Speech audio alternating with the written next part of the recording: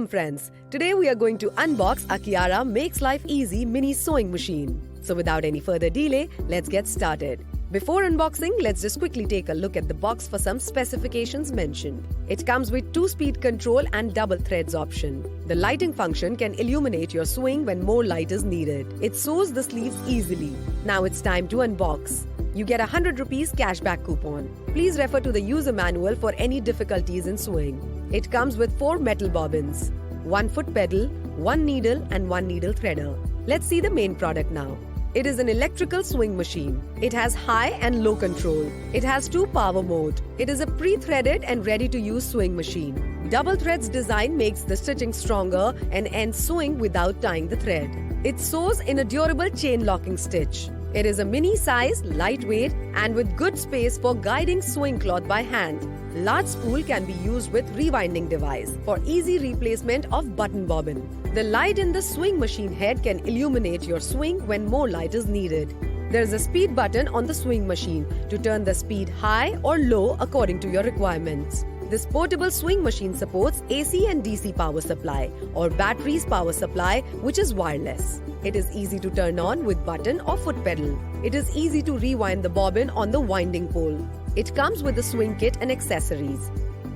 Included components are 9 small, medium and large safety pins, 10 spools of threads, 24 needles, dress hooks, 32 pins, ripper, buttons, scissor, thimble and hooks. If you're looking for a mini portable sewing machine which you can easily carry with you, then this Akiara Makes Life Easy mini sewing machine for home use with sewing kit and accessories is perfect for you.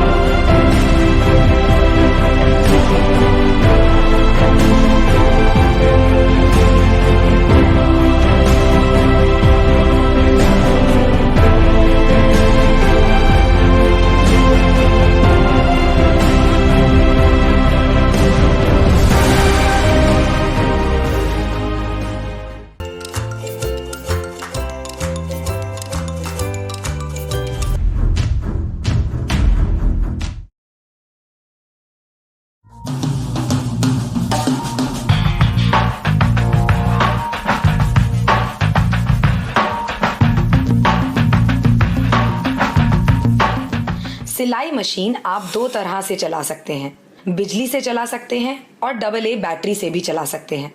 बिजली से चलाने के लिए adapter का उपयोग करें जो कि मशीन के साथ दिया गया है। अडेप्टर को 2 पिन सॉकेट में लगाएं और दूसरा छोर मशीन में दिए गए स्थान पर लगाएं। मशीन को फुट पैडल के द्वारा भी चला सकते हैं। जैसा कि आप देख सकते हैं कि फुट पैडल का एक छोर दिए गए जगह पर लगाएं और दूसरे छोर को दबाने से मशीन शुरू हो जाती है। अब हम आपको मशीन के विभिन्न अंग और उनकी उपयोगिता के बारे में जानकारी देंगे। निचला पहला बटन स्पीड को कंट्रोल करने के लिए है।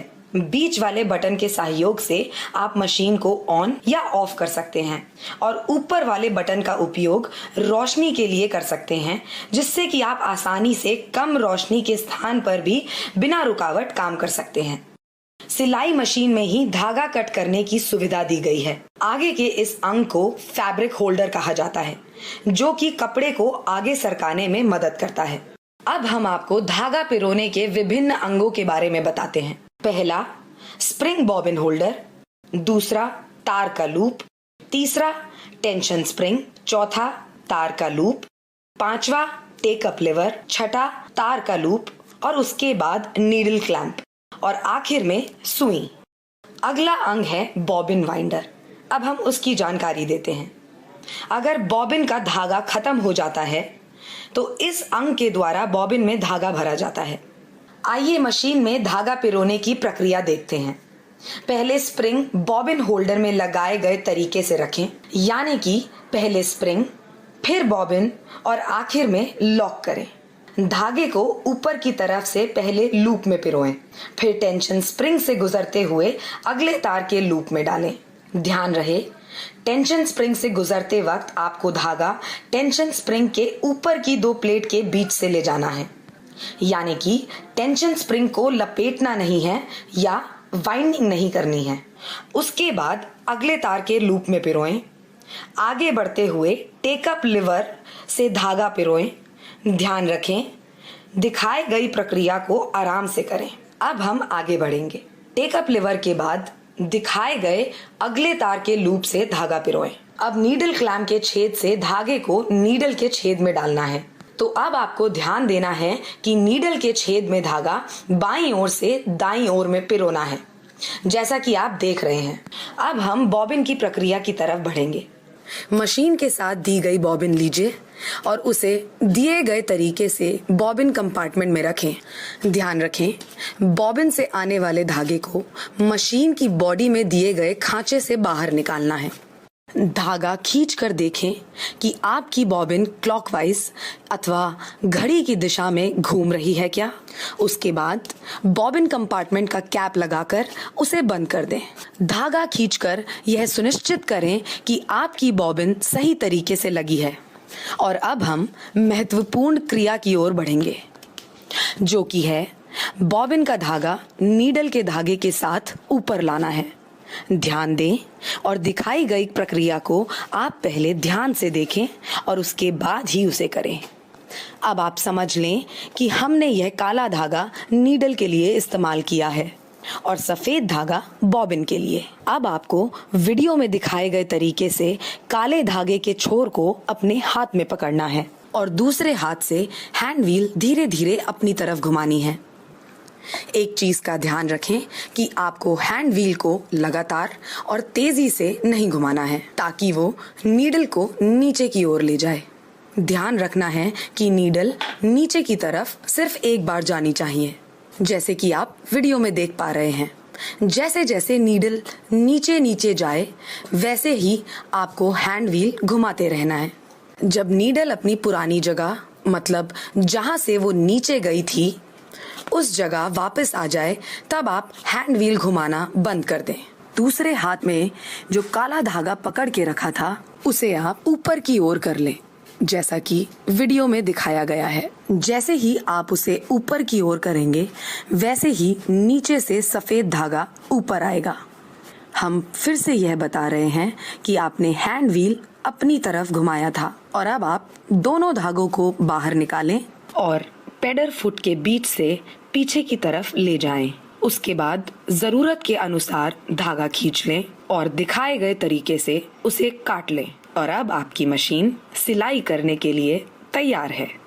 और अब आप अपने कपड़े को सिलाई के लिए आगे से पीछे की ओर रख सकते हैं। कपड़ा रखने के बाद आप टेकअप लीवर को नीचे कर दें, जो कि पेडर फुट से कपड़े को पकड़ लेगा। और अब आप ऑन का बटन दबाकर मशीन को शुरू कर सकते हैं और आप अपनी मशीन फुट पेडल की सहायता से भी शुरू कर सकते हैं। ध्यान रखें, सिलाई करते समय आपको अपने कपड़े को धीरे से आगे की ओर खींचते रहना है। अगर आप ऐसा नहीं करेंगे तो आपका कपड़ा और धागा अटक सकता है और आपकी मशीन जाम हो सकती है। अगर कपड़ों पे सिलाई नहीं आती है तो उसके 2 कारण हो सकते हैं। पहला, नीडल का इशू और दूसरा, गियर का टाइमिंग मिसमैच। अगर आपकी नीडल सही तरीके से नहीं लगी है तो आपके कपड़े पर सिलाई नहीं आ सकती। ध्यान रखें और नीडल को सही तरीके से लगाएं। अगर आप सिलाई मशीन को बिना कपड़े के चलाते रहेंगे तो आपकी सिलाई मशीन जाम हो सकती है। तो ध्यान रखें, कभी भी मशीन को एम्प्टी या बिना कपड़े के ना चलाएं।